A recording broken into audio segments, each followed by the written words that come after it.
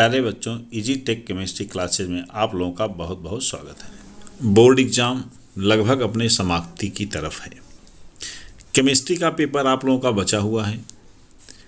4 तारीख second meeting में होना है। लगभग अब से 48 घंटे ही आपके पास हैं। मुझे पता है कि आप कम से कम इन 48 घंटों में 20 घंटे तो पढ़ाई करेंगे ही करेंगे और अपनी तैयारी को करेंगे। आपने अब तक जो नोट्स बनाया है, जो कुछ भी आपने पढ़ा है, उसे ही आप पढ़ें। ये सबसे ज़्यादा आपके हित में है। प्यारे बच्चों, आज मैं जो वीडियो आपके लिए भेज रहा हूँ, ये इसलिए है कि आपने अब तक जो तैयारी की है या जो बच्चे अब तक एकदम से तैयारी नहीं कर पाए हैं या जिन्हें बहुत डर लग रहा हो एग्ज़ाम से, वे सभी इस वीडियो को, लगभग 40 मिनट के वीडियो को अगर पूरा देख लेते हैं ध्यान से, तो न सिर्फ उन्हें एग्ज़ाम में पास होने लायक अंक मिल जाएंगे, बल्कि वे बच्चे जो अच्छे से अपने एग्ज़ाम का प्रिपरेशन कर रहे हैं, वे भी अपने आप को रीचेक कर पाएंगे कि क्या उन्होंने इम्पॉर्टेंट टॉपिक्स पढ़े या उन्होंने अभी बहुत कुछ, कोई पार्ट ऐसा इम्पॉर्टेंट है जिसे छोड़ दिया है। तो मेरा मकसद ये है कि आपको क्या क्या इम्पॉर्टेंट पोर्शन हैं, क्या क्या इम्पॉर्टेंट टॉपिक्स हैं फिजिकल केमिस्ट्री में, इनऑर्गेनिक में और ऑर्गेनिक में, उन्हें आपको क्लियर कर दूं। ये बच्चों ज़रूर आप पढ़ लीजिए और उनसे संबंधित कुछ महत्वपूर्ण फार्मूले, महत्वपूर्ण फैक्ट्स, महत्वपूर्ण परिभाषाएं भी साथ में डिस्कस कर दूं। माने मेरे कहने का कुल अर्थ ये है कि 2 से ढाई घंटे के कुल वीडियो में हम आपको अगले 20 घंटे जो आप पढ़ेंगे उसके लिए एक गाइडलाइन दे रहे हैं, जिसके अकॉर्डिंग अगर आप पढ़ते हैं तो आप केमिस्ट्री में बहुत ही अच्छा अंक प्राप्त कर सकते हैं। तो बच्चों, आइए हम लोग इस क्रम में पहला पार्ट शुरू करते हैं, जिसमें हम सॉलिड स्टेट, सॉल्यूशन, इलेक्ट्रोकेमिस्ट्री के इम्पॉर्टेंट टॉपिक डिस्कस आपसे करेंगे। इन्हें आप ज़रूर देखें बच्चों, आपको वास्तव में इससे बहुत ही ज़्यादा लाभ मिलने वाला है। प्यारे बच्चों, आइए हम लोग अपने रिवीजन महत्वपूर्ण प्रश्नों को जानने के क्रम में सबसे पहले ठोस अवस्था को लेते हैं और ठोस अवस्था के कुछ अति महत्वपूर्ण प्रश्नों को, महत्वपूर्ण टाकों के विषय में मैं आपको बता रहा हूँ। सबसे पहले आप लोग देखिए, कभी कभी एक प्रश्न पूछा जाता है बच्चों, निम्न में क्रिस्टली व अक्रिस्टली ठोस की पहचान करिए। जैसे यहाँ पर देखिए दिया हुआ है, कांच, लवण, रबर, सल्फर, क्वार्ट्ज, मक्खन, प्लास्टिक। तो सोचिए आप क्या इसमें छांट पाएंगे। अगर आप इसे अलग कर लेते हैं तो बहुत अच्छा है, नहीं कर पाते हैं तो आप जान लीजिए कि कांच क्या है, अक्रिस्टली है, रबर अक्रिस्टली है, मक्खन अक्रिस्टली है, प्लास्टिक अक्रिस्टली है, बाकी लवण, सल्फर और क्वार्ट्ज इसमें से क्रिस्टली ठोस हैं। बच्चों, कभी कभी क्रिस्टली अक्रिस्टली ठोस में अंतर पूछा जाता है और इनकी परिभाषाएं भी पूछी जाती हैं। जैसे क्रिस्टली ठोस किसे कहते हैं और अक्रिस्टली ठोस किसे कहते हैं, इसमें अंतर क्या होता है। तो आप क्रिस्टली ठोस के लिए जानते हैं कि इनकी संरचना नियमित होती है, निश्चित ज्यामिति होती है। अक्रिस्टली ठोस में नियमित अरेंजमेंट नहीं होता है। बच्चों, अगर इनमें अंतर पूछा जाता है तो आप इनका अंतर जानते हैं कि मूल रूप से इनकी नियमित ज्यामिति के आधार पर क्रिस्टली ठोस विषमदैशिक होते हैं, अक्रिस्टली ठोस समदैशिक होते हैं। क्रिस्टली ठोसों का गलनांक निश्चित होता है, अक्रिस्टली ठोसों का गलनांक अनिश्चित होता है। क्रिस्टली ठोसों की गुप्त ऊष्मा, गलनांक की गुप्त ऊष्मा सुनिश्चित होती है, अक्रिस्टली ठोसों की गुप्त ऊष्मा सुनिश्चित नहीं होती है। क्रिस्टली ठोसों में प्रवाह का गुण नहीं पाया जाता है, जबकि अक्रिस्टली ठोसों में प्रवाह का गुण पाया जाता है। इस तरह से कई अंतर हैं, कम से कम 3-4 अंतर आपको याद होने चाहिए। आप उन्हें अपने एग्ज़ाम में लिख सकते हैं। प्यारे बच्चों, ठोस अवस्था पर अभी जस्ट मैंने जो वीडियो आप लोगों के लिए डाला था, अगर उसे आप देख लेते हैं तो इस तरह के सारे प्रश्न आप आसानी से कर सकते हैं, आपको कोई प्रॉब्लम नहीं हो। तो चलिए हम आगे बढ़ते हैं। बहुत ज़्यादा समय किसी एक प्रश्न पर हम बर्बाद नहीं करेंगे। देखिए, कणों की स्थिति व अणुसूत्र पर आधारित आंकिक प्रश्न पूछे जाते हैं। बच्चों ये प्रश्न बहुत ही महत्वपूर्ण हैं, इन्हें आपको किताब से सॉल्व करना है। कैसे इनको हम कर सकते हैं, जैसे मान लो कोई पदार्थ है वो ए और बी से मिलकर बना है। ए सभी कोनों पर स्थित है, बी उसके सभी फलक केंद्रों पर स्थित है, इसका अणुसूत्र बताइए। इस तरह के प्रश्न आप देखेंगे कई पूछे जाते हैं। तो बच्चों इस तरह के प्रश्नों को करने के लिए आपको ये पता होना चाहिए कि जो कोने होते हैं, प्रत्येक कोना जो होता है वह 1/8 का योगदान करता है। फलक केंद्र 1/2 का, बॉडी केंद्र या काय केंद्र जो होता है वह पूरे 1 कण का योगदान करता है। और कभी कभी भुजाओं अर्थात जो एज होते हैं, किनारे होते हैं, उन पर भी प्रश्न होते हैं तो वो 1/4 का योगदान करते हैं। बच्चों इस तरह के आंकिक प्रश्नों को सॉल्व करने के लिए हम बहुत सीधा सा रूल लेते हैं। जैसे यहाँ पर 8 कोने हैं तो 8 गुणे हम कर देंगे 1/8 बराबर हो जाएगा 1, यानी ए के कितने अणु हैं, कितने कण हैं, 1 है। उसी तरह से फलक पर बी है अगर, तो बी क्या होगा, 6 फलक होते हैं, 1/2 से गुणा कर देंगे आप, यहाँ पर 3 आ जाएगा, अर्थात बी के कितने कण हो गए, 3। इनका अनुपात क्या है बच्चों, 1:3, अतः इनका अणुसूत्र हो जाएगा AB3। तो इस तरह के कई प्रश्न आपके बुक में भी दिए हैं, आप उन्हें रिवाइज कर लें। मेरा उद्देश्य है कि प्रश्न की प्रकृति से आपको परिचित कराना, जिन्हें आप ज़रूर तैयार कर लें, जो परीक्षा में आने वाले हैं, आ सकते हैं। इसके अलावा बच्चों एक जो महत्वपूर्ण प्रश्न बार बार पूछा गया है वो कोर की लंबाई, पदार्थ के घनत्व, इकाई सेल में उपस्थित कणों की संख्या पर आधारित न्यूमेरिकल्स हैं। यहाँ पे 2 सूत्र आपको याद करना है। एक है ρ=J/m/a³ Na अवगाद्रो संख्या है। ए क्या है, कोर की लंबाई है। जेड क्या है, किसी इकाई सेल में उपस्थित कणों की संख्या। एम क्या है बेटा, अणुभार है। रो क्या है, घनत्व है। तो ये सूत्र आपको जरूर याद होना चाहिए। कभी कभी बच्चों एक असहज स्थिति बच्चे पाते हैं कि उनसे कणों की संख्या पूछी जाती है, द्रव्यमान दिया होता है, जेड दिया हुआ होता है, अणुभार पता होता है, किंतु घनत्व तो नहीं दिया गया है। ऐसे में सोचते हैं जब घनत्व नहीं दिया गया है तो किस सूत्र का हम प्रयोग करें। तो हम आपको एक सूत्र बता रहे हैं, इसका प्रयोग करके आप कणों की संख्या ज्ञात कर सकते हैं, जिसमें घनत्व की आपको कोई ज़रूरत नहीं पड़ेगी। और वह क्या है, कणों की संख्या n बराबर है W × Na/Z × m। तो इस पर आधारित प्रश्न 1-2 कर लें, आपको ये क्लियर हो जाएगा।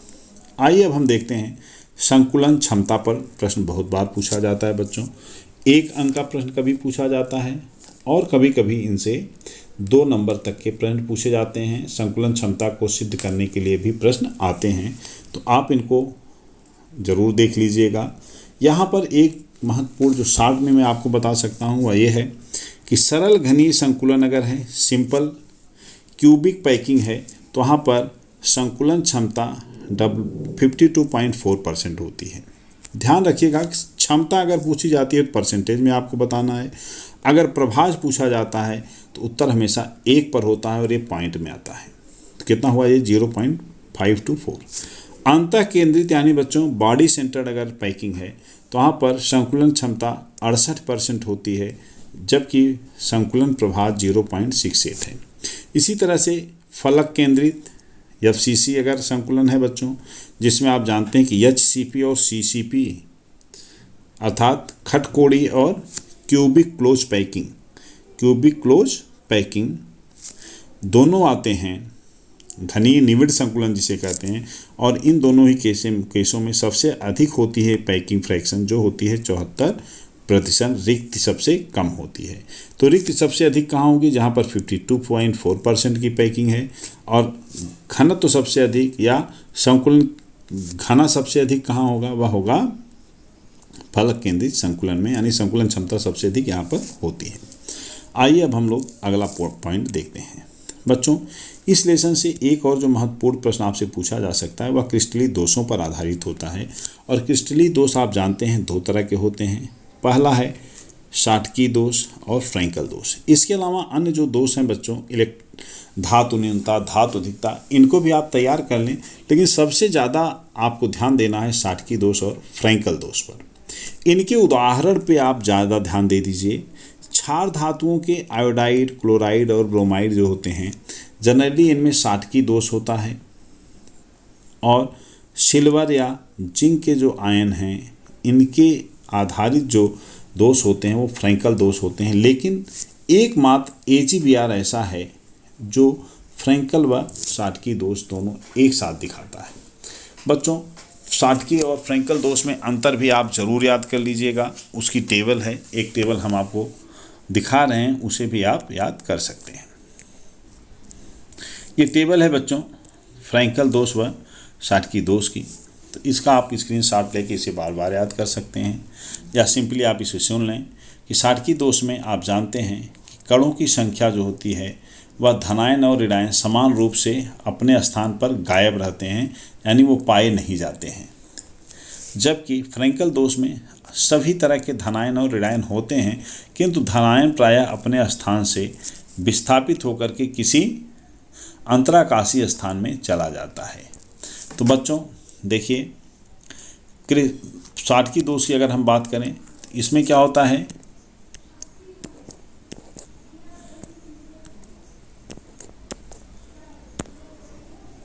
साटकी दोष में देखिए अगर हम इसकी बात करें तो यहाँ पर घनत्व कम हो जाता है। क्यों घनत्व कम हो जाता है बच्चों? उसका कारण है जब धनायन और ऋणायन कम हो जाएंगे तो वहाँ पर इनका घनत्व भी कम हो जाएगा। लेकिन फ्रैंकल दोष में चूंकि कण कम नहीं होते हैं बल्कि आयन अपनी जगह से केवल खिसक जाते हैं, इसलिए इनके घनत्व पर कोई प्रभाव नहीं पड़ता है। साटकी दोष में परावैद्युतांक के मान में कोई परिवर्तन नहीं होता है, जबकि फ्रैंकल दोष में परावैद्युतांक का मान बढ़ जाता है। और एक महत्वपूर्ण जो पॉइंट याद करना है वह है इनकी उपसहसंयोजन संख्या। तो यहाँ अगर आप देखिए, उपसहसंयोजन संख्या अगर अधिक है तो साटकी दोष पाए जाने की संभावना है, और उपसहसंयोजन संख्या अगर कम है तो प्रायः फ्रैंकल दोष पाए जाने की संभावना अधिक होती है।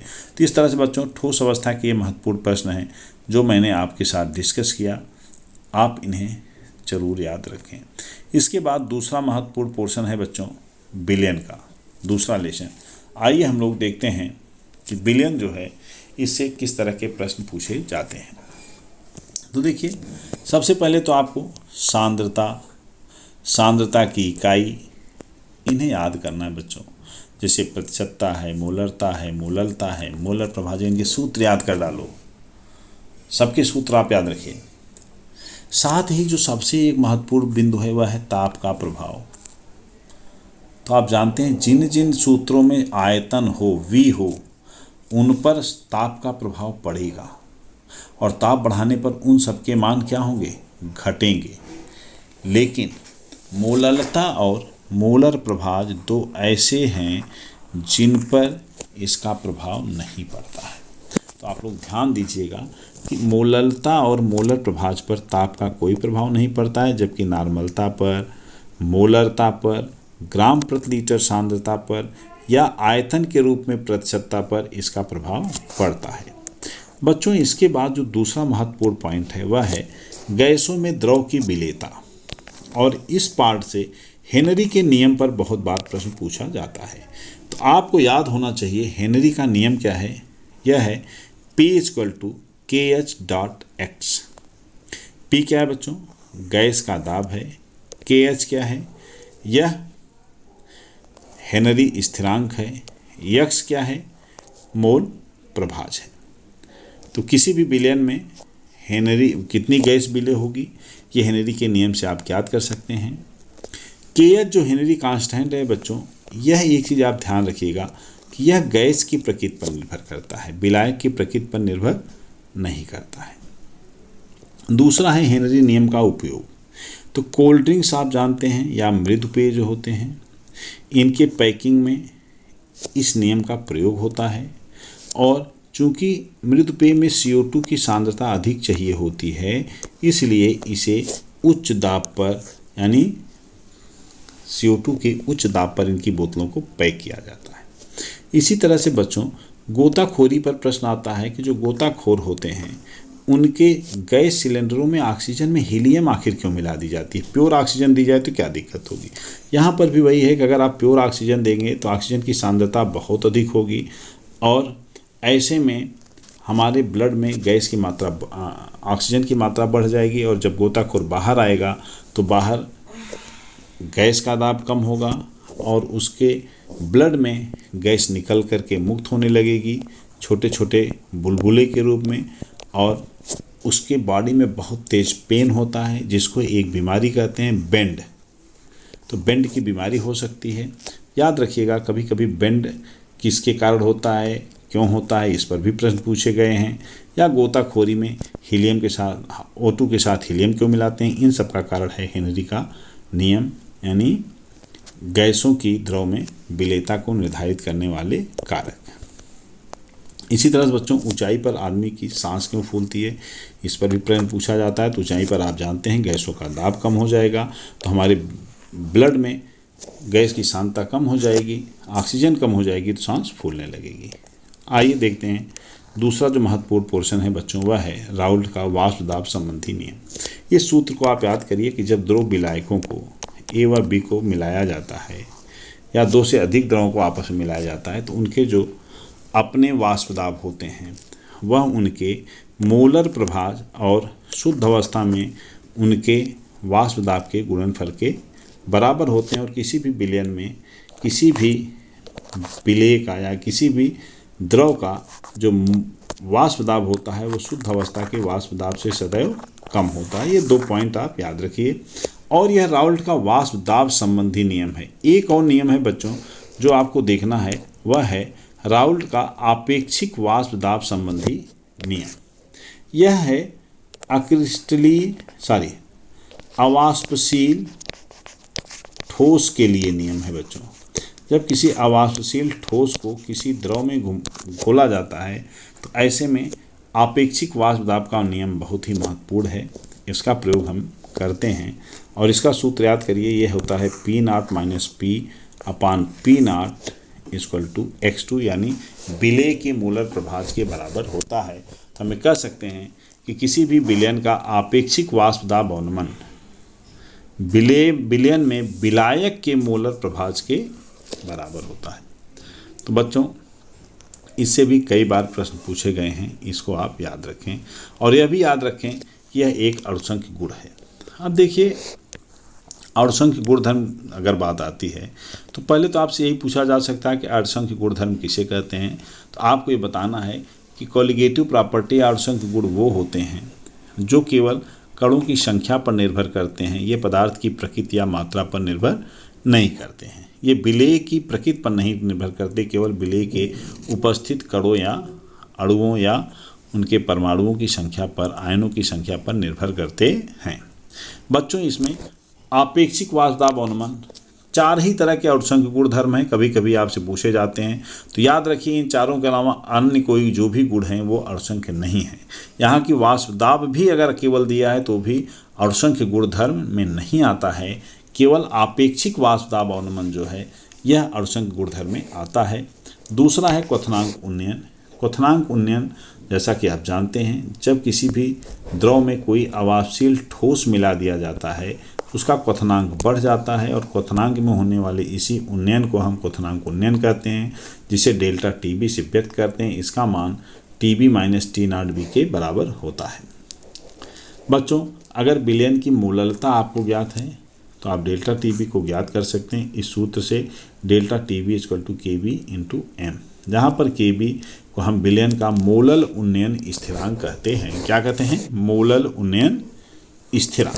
यह बेटा किस पर निर्भर करता है? विलेय की प्रकृति पर या विलायक के? तो याद रखिएगा कि यह विलायक की प्रकृति पर निर्भर करता है, विलेय की प्रकृति पर निर्भर नहीं करता है। किसी भी विलायक के लिए निश्चित ताप पर KB का मान नियत होता है। तो बच्चों, KB अगर आपको दिया गया है तो डेल्टा TB को आप इस सूत्र से ज्ञात कर सकते हैं, delta TB KB into W2/M2 into 1000/W1। तो सूत्र चूंकि आप जानते हैं इसलिए हम इस पर ज़्यादा समय नहीं दे रहे हैं। इस बार आप कुछ आंकिक प्रश्न कर लेंगे, आपका काफ़ी स्ट्रांग हो जाएगा। इसी तरह से गलनांक अवनमन या हिमांक अवनमन पर प्रश्न पूछे जा सकते हैं। तो आप जैसा कि जानते हैं, गलनांक अवनमन क्या होता है? जब भी किसी विलायक में द्रव में कोई आवासशील ठोस घोला जाता है तो उसका हिमांक घट जाता है।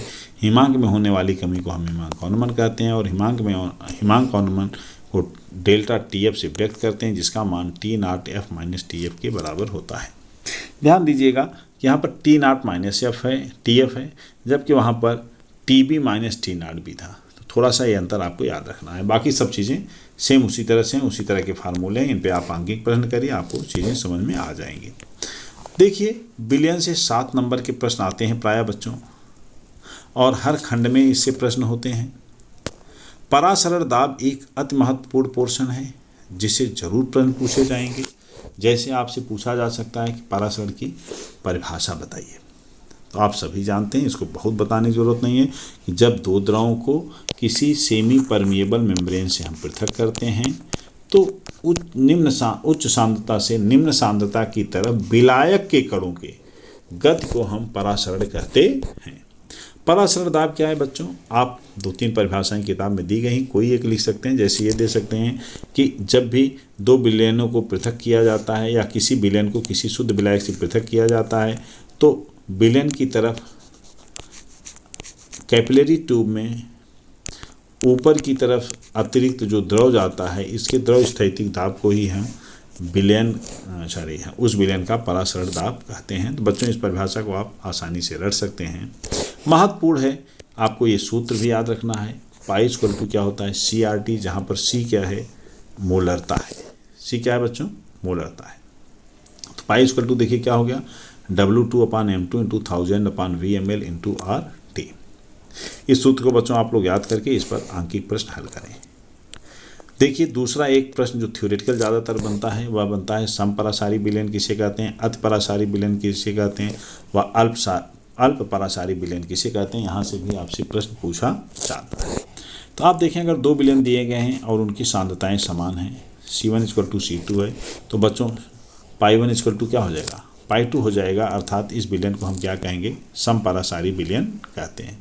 दूसरा है बच्चों, अगर C1 ज़्यादा है C2 से तो आप जानते हैं कि π1 भी ज़्यादा हो जाएगा किसे? π2 से। तो जिसका सांद्रण या ऑस्मोटिक प्रेशर कम है उसे हम अल्प परासारी, और जिसका अधिक है उसे हम अति परासारी विलयन कहते हैं। हमेशा एक चीज़ ध्यान रखिएगा, विलायक के कणों की गति अल्प परासारी यानी निम्न सांद्रण से उच्च सांद्रण यानी अति परासारी विलयन की तरफ होता है। तो कभी कभी आपसे प्रश्न पूछा जाता है कि जल में अगर हम अंगूर को डाल देते हैं तो अंगूर फट क्यों जाता है? तो इसका अगर उत्तर आपको देना है तो बड़ा आसानी से आप बता सकते हैं। मान लीजिए अंगूर है और अंगूर को जल में डाला गया, अंगूर फट रहा है, तो इसका मतलब पानी कहाँ जा रहा है? अंगूर के अंदर जा रहा है। तो हमें कह सकते हैं कि अंगूर के अंदर अगर जा रहा है तो ये अति परासारी होगा अंगूर का विलयन, और जहाँ से जा रहा है, द्रव से जा रहा है, जल के विलयन से जा रहा है बेटा, तो ये क्या होगा? अल्प परासारी विलयन होता है।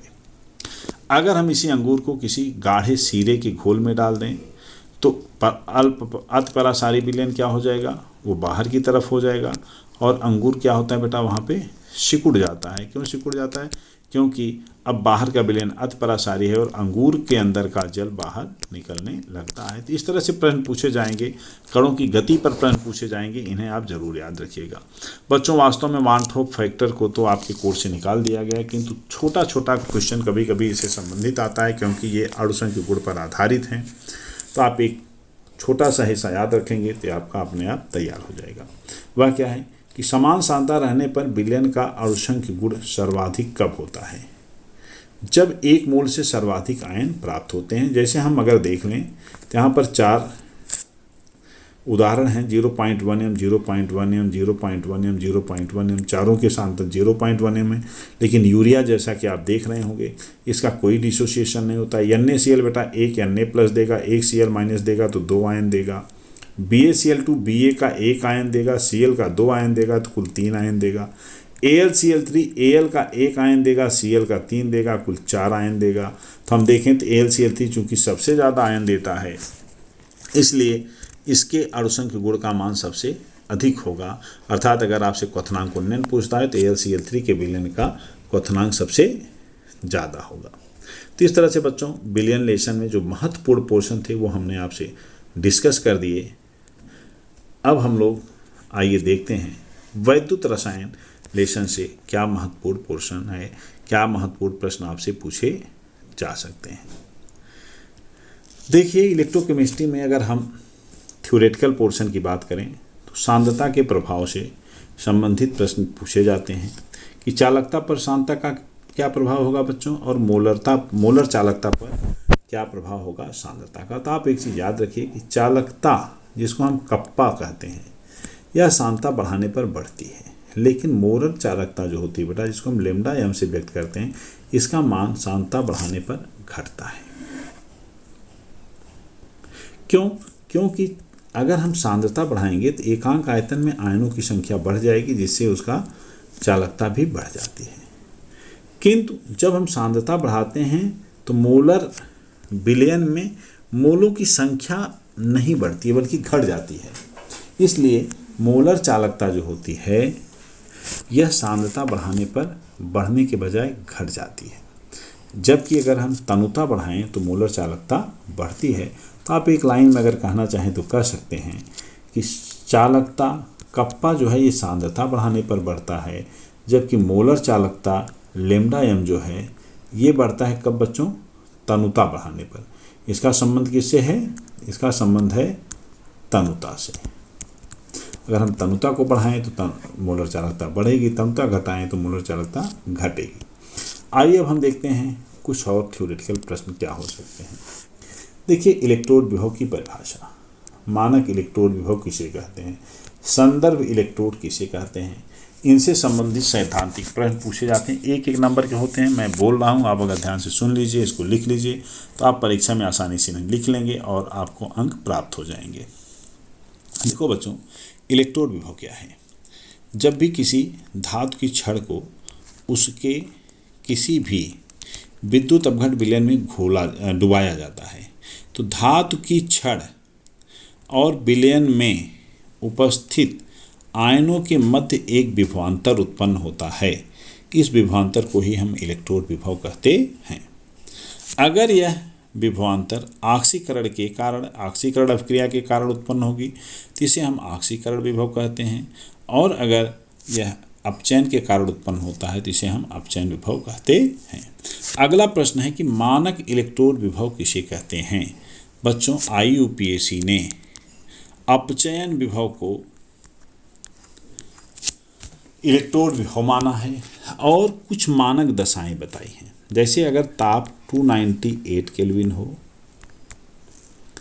विलयन की सांद्रता 1 मोलर हो, अगर गैस है तो दाब जो है वह 1 बार का दाब हो, इस अवस्था को, इन अवस्थाओं को, कंडीशंस को मानक अवस्था कहा जाता है, मानक दशाएं कहा जाता है। और मानक दशाओं में किसी भी इलेक्ट्रोड का जो विभव होता है उसे हम मानक इलेक्ट्रोड विभव कहते हैं। अब प्रश्न उठता है कि संदर्भ इलेक्ट्रोड किसे कहते हैं। बच्चों, इलेक्ट्रोड विभव ज्ञात करने के लिए हमेशा किसी एक संदर्भ इलेक्ट्रोड की ज़रूरत होती है।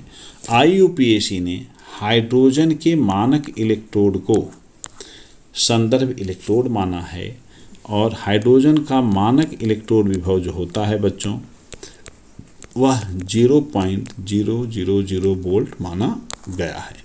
तो आप याद रखें, संदर्भ इलेक्ट्रोड किसका होता है, हाइड्रोजन का मानक इलेक्ट्रोड होता है।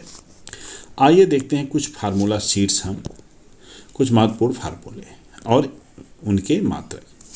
बच्चों, विद्युत चालन या जी जिसको आप कहते हैं, आप जानते हैं कि यह प्रतिरोध का व्युत्क्रम होता है और इसका मात्रक ओम इनवर्स या साइमन है। अगर बच्चों यह SI यूनिट में आपसे विद्युत चालन कंडक्टेंस यानी जी का मात्रक पूछा जाता है तो हमेशा आप साइमन ही लिखेंगे, ये ध्यान रखना है। इसी तरह से चालकता या कप्पा का सूत्र आपको याद होगा, ये क्या होता है, G/L/A, जहाँ L क्या है, विद्युत सेल की लंबाई है, A उसकी क्रॉस सेक्शनल एरिया है। बच्चों, इसे अगर कभी कभी प्रतिरोध दिया है उससे भी ज्ञात कर सकते हैं, और कप्पा या चालकता का मान प्रतिरोध के व्युत्क्रम के बराबर होता है। इकाई इसकी साइमन सेंटीमीटर इनवर्स या साइमन मीटर इनवर्स होती है, या SI यूनिट में साइमन मीटर इनवर्स है। अब देखिए, सेल स्थिरांक एक वर्ड यूज किया जाता है बच्चों, ये क्या है, किसी भी सेल के लंबाई और क्रॉस सेक्शनल का अनुपात सदैव स्थिर होता है, अतः इसे सेल स्थिरांक कहते हैं। और इसका मात्रक भी क्या होता है बेटा, cm सेंटीमीटर इनवर्स या मीटर इनवर्स होता है। बच्चों मोलर चालकता ज्ञात करने के सूत्र आपको याद होने चाहिए। यहाँ पे थोड़ा सा बच्चे कभी कभी गलती भी करते हैं कि मोलर चालकता देखिए कब आप ज्ञात कर सकते हैं, जब आपको चालकता और मोलरता दोनों का मान ज्ञात हो।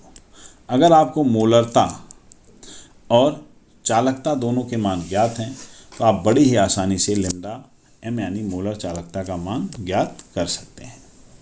तो देखिए आप कैसे इसको ज्ञात करेंगे बच्चों। यहाँ पर अगर k का मान साइमन सेंटीमीटर इनवर्स में दिया है तो यहाँ पर मोलर चालकता का मान k अपान मोलरता और 1000 का आप ऊपर में गुणा कर देंगे। अगर साइमन मीटर इनवर्स में इसका मान है तो भी ये k अपान मोलरता ही होगा, लेकिन 1000 कहाँ जाएगा, नीचे आ जाएगा। मात्रक इसका क्या होता है, जरूर ध्यान रखिए, बहुत बार पूछा गया है। इसका मात्रक होता है या तो Simon centimetre square mol inverse, centimetre square है माइनस नहीं है, ध्यान रखना है, और या तो होता है siemens metre square mol inverse. दोनों में से कोई भी एक आप लिख सकते हैं, या अगर ऑप्शन है तो आप सही ऑप्शन चुन सकते हैं। उसके अलावा बच्चों कोलराउस लॉ पर भी प्रश्न पूछे जाते हैं। कोलराउस लॉ क्या है, देखिए यह है lambda nought m equal to nu plus into lambda nought plus plus nu minus lambda nought minus. यहाँ पर बच्चों न्यू प्लस और न्यू माइनस मूल रूप से एक मोल विद्युत अपघट से प्राप्त होने वाले आयनों की संख्या को प्रकट करता है। कोलराउस नियम क्या है, कोलराउस नियम ये कहता है कि जब किसी भी विद्युत अपघट को हम अतंत्र तनुता पर घोलते हैं तो आयन जो होते हैं उनकी चालकताएं सुनिश्चित होती हैं। एक आयन की चालकता दूसरे आयन की चालकता को प्रभावित नहीं करती है, और आयनों की चालकताओं का बीजगणितीय योग उनके पदार्थ के मोलर चालकता के बराबर होती है। यही है कोलराउस का नियम। तो इसे आप सुन करके नोट करके याद कर सकते हैं, या बच्चों इस सूत्र से भी इसे आप व्यक्त कर सकते हैं।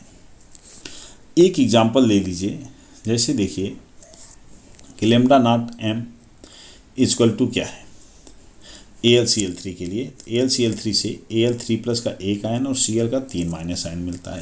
यानी यहाँ पर न्यू प्लस का मान 1 है और न्यू माइनस का मान कितना है, 3 है। तो हम लैम्डा नॉट Al3 प्लस में 1 से गुणा करेंगे, लैम्डा नॉट Cl माइनस में 3 से गुणा करेंगे, दोनों को जोड़ लेंगे, हमें लैम्डा नॉट m पता चल जाएगा। बच्चों कोलराउस लॉ पर और भी बहुत महत्वपूर्ण प्रश्न हैं जिन्हें इलेक्ट्रोकेमिस्ट्री के वीडियो में मैंने डाला हुआ है, तो आप इस चैनल पे जा कर के इससे संबंधित वीडियो ढूंढ लीजिए, पढ़ लीजिए, आपको बहुत आसानी से चीज़ें समझ में आ जाएंगी। इस नियम का एक बहुत महत्वपूर्ण अनुप्रयोग है जिस पर प्रश्न पूछे जाते हैं बच्चों। कभी कभी वियोजन की मात्रा पूछ दी जाती है। लैम्डा नॉट m का मान आपको ज्ञात करना होता है। लैम्डा m सीधे सीधे दिया होता है और लैम्डा नॉट m का मान आप कोलराउस लॉ के आधार पर ज्ञात कर लेंगे। अगर दोनों का मान ज्ञात हो गया तो बिलियन में विद्युत वियोजन की मात्रा यानी एल्फा का मान लैम्डा m अपान लैम्डा नॉट m के बराबर होता है। इसे आप आसानी से ज्ञात कर सकते हैं। कभी कभी एल्फा का मान ज्ञात होने पर आपसे वियोजन स्थिरांक Kc का मान पूछा जाता है। तो एल्फा और Kc का संबंध याद रखिए कि एल्फा इक्वल टू क्या होता है, अंडर रूट Kc। तो K इक्वल टू बच्चों क्या हो जाएगा, ये हो जाएगा एल्फा स्क्वायर C। इससे आप वियोजन स्थिरांक का मान ज्ञात कर सकते हैं। कभी कभी आंकिक प्रश्न पूछे जाते हैं, इन्हें आप देख लीजिए, करिए, आपका हो जाएगा। इसके बाद नंबर आता है बच्चों सेल विभव का। तो आप जानते हैं कि सेल विभव क्या होता है, ई कैथोड माइनस ई एनोड के बराबर होता है। चूँकि एनोड हमेशा लेफ्ट में रहता है और कैथोड हमेशा राइट में होता है, तो इसे आप ई राइट माइनस ई लेफ्ट भी लिख सकते हैं। और बच्चों एक महत्वपूर्ण चीज़ याद रखिएगा, वो क्या है कि स्वतः प्रवर्तित सेल अभिक्रियाओं के लिए से ई सेल का मान धनात्मक होना चाहिए। अर्थात किसी भी सेल का अगर इलेक्ट्रोड विभव धनात्मक है तभी उसकी अभिक्रिया रिडॉक्स अभिक्रिया स्वतः अपने आप होगी, अन्यथा वह अपने आप संपन्न नहीं होगी। अब आइए देखिए सेल का निरूपण आप कैसे करते हैं। तो आप जानते हैं बहुत आसान सा सेल है डैनियल सेल। Cu2++2 Zn है इक्वल टू, मान लीजिए ये दे रहा है बेटा Zn2++Cu। तो आपको ये पहले फाइंड आउट करना होगा कि एनोड क्या है। तो जिंक का देखिए ऑक्सीकरण हो रहा है, कॉपर का क्या हो रहा है अपचयन। जिसका ऑक्सीकरण होता है वो क्या बनता है हमेशा एनोड। तो यहाँ पर जिंक एनोड है, कॉपर क्या है कैथोड है। तो सेल को लिखते समय आप जैसा कि जानते हैं बच्चों क्या करते हैं, एनोड को लेफ्ट में लिखते हैं, कैथोड को दाहिनी तरफ लिखते हैं और दोनों को जोड़ने के लिए साल्ट ब्रिज का प्रयोग करते हैं। तो आप ये जान लीजिए साल्ट ब्रिज पर थ्योरेटिकल प्रश्न आते हैं, साल्ट ब्रिज किसे कहते हैं, इसका क्या महत्व है। तो आप कह सकते हैं कि दो इलेक्ट्रोडों को जोड़ने के लिए जिस युक्ति का प्रयोग करते हैं उसे हम साल्ट ब्रिज कहते हैं। साल्ट ब्रिज का काम है दो विलेनों को जोड़ करके उनके अंदर सर्किट को पूरा करना, विद्युत उदासीनता को बनाए रखना और विद्युत चालन को निरंतर प्रवाह को बनाए रखना होता है। हमेशा डैनियल सेल या इस तरह के सेलों में KCl का प्रयोग साल्ट ब्रिज में किया जाता है। तो ये कुछ पॉइंट हैं जिन्हें आपको याद रखना है बच्चों। इस तरह से एनोड और कैथोड आप लिख सकते हैं। गिब्स मुक्त ऊर्जा का एक फार्मूला है G=-NF सेल, इसे आप जरूर याद रखें।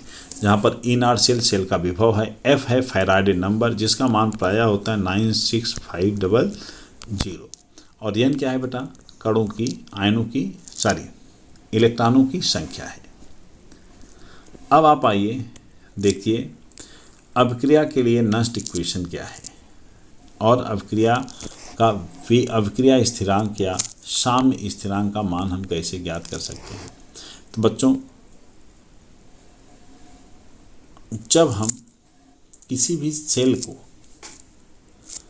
उसके साम्यावस्था पर देखते हैं तो साम्यावस्था पर E0 सेल का मान हो जाता है 2.303 RT/NF log Kc के बराबर।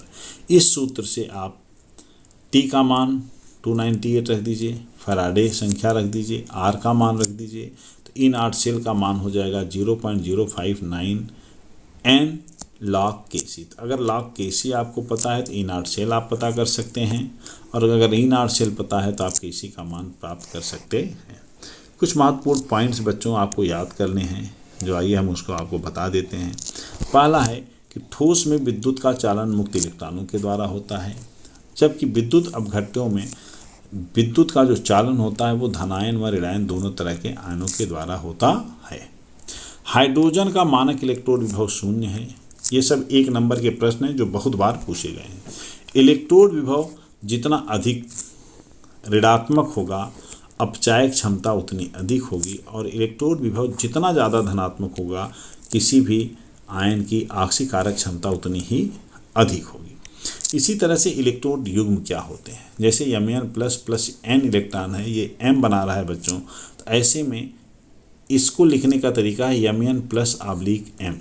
इसे यानी Mn और M को हम क्या कहते हैं इलेक्ट्रोड युग्म कहते हैं। यानी इलेक्ट्रोड युग्म में वे आयन या परमाणु रखे जाते हैं जो एक दूसरे से इलेक्ट्रॉनों के आदान प्रदान के द्वारा बनाए जाते हैं। यहाँ पे आप जैसा कि देख रहे हैं Mn+ क्या है ऑक्सीकृत अवस्था है और बच्चों हमेशा ऑक्सीकृत अवस्था ही ऑक्सीकारक का कार्य करती है, अर्थात इसमें अगर हम देखें तो Mn+ जो है ये ऑक्सीकारक है, Ms जो है ये अपचायक है। बच्चों एक महत्वपूर्ण बिंदु और इसमें आपको याद रखना है कि किसी भी इलेक्ट्रोड युग्म में यदि ऑक्सीकारक प्रबल होता है तो अपचायक अति दुर्बल होता है। तो बच्चों इस तरह से इलेक्ट्रोकेमिस्ट्री भी हो गई। तो आपको मैंने ठोस अवस्था, विलयन और इलेक्ट्रोकेमिस्ट्री से संबंधित अति महत्वपूर्ण प्रश्न बताए हैं। इन्हें आप देख लें, इसे याद रखें। बच्चों इस चैनल को आप सब्सक्राइब कर लें अगर अब तक नहीं किए हैं, क्योंकि इस पर नीट और जेई मेंस अगर या CUET किसी भी यूनिवर्सिटी के एग्ज़ाम्स की आप तैयारी करना चाहते हैं तो आपके एग्ज़ाम के जस्ट बाद इस पर इन्हें शुरू कर दिया जाएगा। प्रतिदिन कोशिश होगी कि आपको अच्छी वीडियो बनाकर भेजे जाएं जिससे आप आसानी से अपनी तैयारी कर सकें। लेकिन आपको बच्चों इसके लिए कुछ कार्य करने ही पड़ेंगे, जैसे आप चैनल को सब्सक्राइब करें, नोटिफिकेशन बेल दबा लें और आप इस वीडियो को ज़्यादातर अपने फ्रेंड्स में शेयर करें जिससे कि अन्य लोगों को भी इसका लाभ मिले।